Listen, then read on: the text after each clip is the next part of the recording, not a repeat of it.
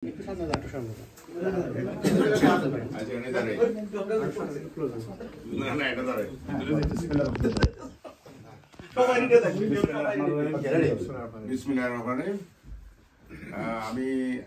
আপনাদের সবার কিছু কথা প্রসঙ্গে কিছু কথা বলতে চাই। সেটা হলো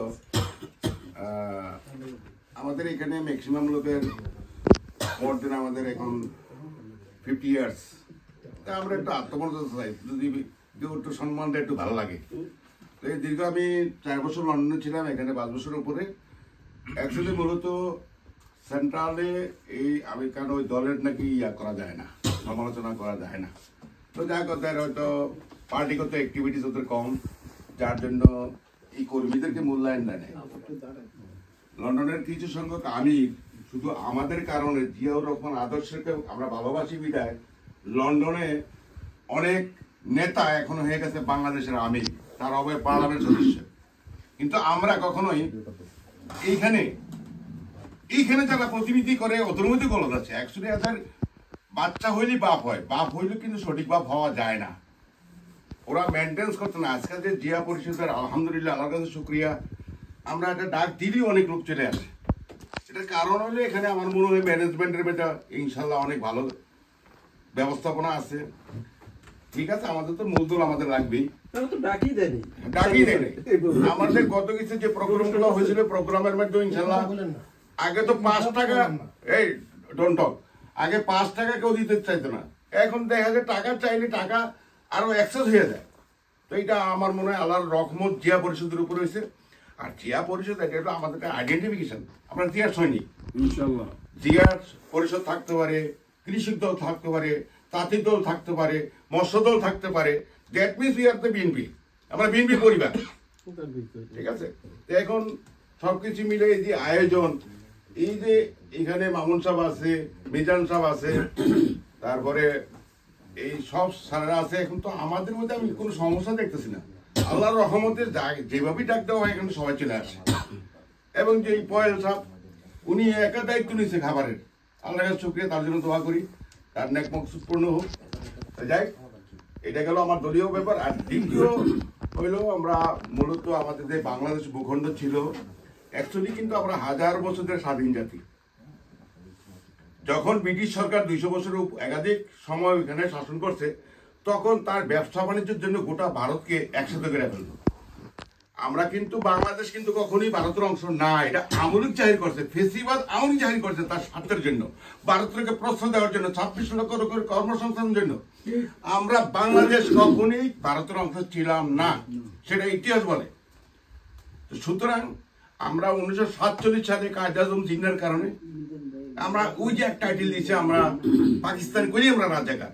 আরে বাবা, তারা তো কিছু করছে আমাদের জন্য, তারাই তো রূপকার ছিল পূর্ব পশ্চিম পাকিস্তানের রূপকার কায়েদ আজম জিন্না। এটা কিন্তু অস্বীকার করার জো নাই। শেখ ভাইতে বাংলাদেশের অনেক নেতা ছিল। তারপরে এই মাধ্যমে আমরা 1947 সালে ব্রিটিশ থেকে মুক্ত হয়ে ভারত থেকে মুক্ত হয়েছি।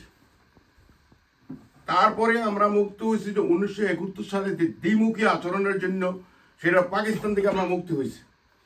আর 5ই আগস্ট আমরা মুক্ত হয়েছি ভারতের শাসন থেকে। ভারতের কুখ্যাত প্রোডাক্ট ফেসিবাদ, তাদের নামের পরিবর্তন মুসলিম লীগ, তারপরে আসে কি আওয়ামী লীগ, তারপরে আসে কি জিয়াউর রহমান একজন উদারপন্থী রাজনীতিবিদ ছিল। উনি একজন পরেশগার লোক ছিল, যার অ্যাকাউন্টে 2 টাকা ছিল না। সেই লোক শেখ হাসিনাকে ডাকা গণতন্ত্র সুবিধার জন্য, গণতন্ত্র চর্চার জন্য তাকে লাইসেন্স দেয় বাংলাদেশ আওয়ামী লীগ।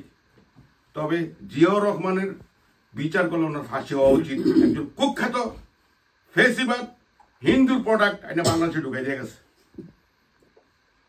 এটাই ছিল জিয়াউর রহমানের সবচেয়ে বড় অপরাধ, কারণ উনি উদার রাজনীতি করত। আর আমি জানি না বাংলাদেশে যে ওয়ার্ডের নেতা সেও কোটি টাকার মালিক। আর আমি জানি না, আমি সাংস্কৃতিকারে দেখছি বাংলাদেশে জিয়া পরিবারে ঢাকা শহরে একটি প্লট নাই। বাংলাদেশে যদি সমগ্র বিশ্বের 100 দেশের আমিরকে যদি এক পাল্লা রেখার জিয়াউর রহমানের এক পাল্লা রেখা, আমার মনে হয় জিয়াউর রহমানের ওজন বেশি হবে। আমরা সেই ধরনের রাজনীতি করি। আমাদের কেন রেশারেশি হবে এখানে? ভাই আমার তো জিয়াউর রহমানকে ফলো করতে হবে। জিয়াউর রহমান কি ছিল? সত্যবাদী নেতা ছিল, তিনি একজন ন্যায়পরায়ণ ছিল, তিনি খাল কাটতে গেছেন, তিনি কিনা করছেন আমাদের জাতির জন্য, সার্বভৌমত্বের জন্য, দেশ রক্ষা করার জন্য, স্বাধীনতার জন্য। তো সুতরাং আমরা এখানে কেন এত সমাবেশ, আমরা কেন লন্ডনের ট্রাক বেড়ে বাড়ি ঘরে যাই? একমাত্র আদর্শ জিয়াউর রহমান। আমরা একদিন কাজ না করলে 100 টাকা নাই, আমাদের খরচা আছে পকেটকে 60-70 টাকা। আমরা এখন বিপুল পরিমাণ টাকা নষ্ট করছি, কিন্তু আমাদের মূল্যায়ন তো পাইনি সেন্ট্রাল থেকে। আমরা জিয়া পরিষদ করছি, এখন আমাদের আত্মমর্যাদা আছে। উনি সভাপতি, উনি উপদেষ্টা, উনি সহসভাপতি, এই যে তার আইডেন্টিফিকেশন, এটা আমরা করে নিছি।